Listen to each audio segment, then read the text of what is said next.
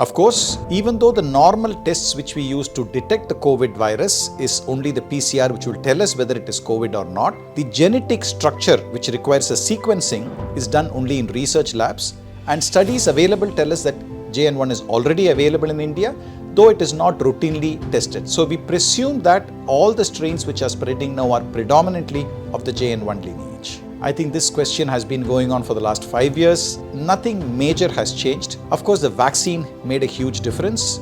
Even though the vaccine couldn't prevent the infection, it minimized the severity of the illness, prevented hospitalization, prevented death. The vaccine is the number one priority, but unfortunately, we do not have a vaccine which is available in India right now to protect against the currently circulating strains. But having said that, earlier vaccinations and earlier infections are protective and to some extent definitely decrease the severity of the illness. The other ways with which we can protect ourselves include the good old masking ourselves, especially when you are in crowds, when you are traveling, whenever there are people around you who may be coughing or sneezing, definitely use a mask. A triple layered surgical mask is what is recommended.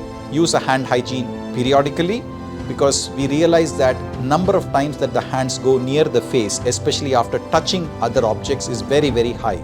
So to prevent that, you have to keep your hands clean using a hand sanitizer. And most importantly, if you are unwell, do not go out because you will be causing the spread of the illness. Masking, hand hygiene, and also physical distancing are still the good old ways to keep ourselves safe. Anybody who has symptoms of either sore throat, throat pain, cough, starting off with sneezing, body pain, fever, at this point in time, what we refer to as an influenza-like illness symptoms, we have to think of the possibility that it could be COVID. We don't routinely advise everybody to go for the COVID test because healthy individuals usually have a very mild illness lasting 3 to 4 days. So if you suspect you have any of these symptoms and if there is a possibility of COVID, please stay home. Do not come out and spread the cheer.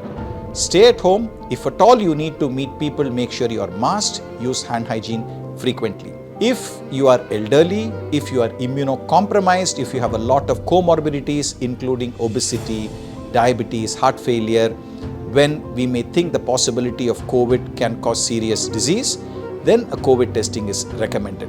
We have COVID testing freely available now. It's only a PCR test. The rapid test is not freely available. So get the COVID test done more for your protection and to ensure that you will remain safe, and also if there is a problem, we can start treatment early. But routine testing is not advised for all young healthy people.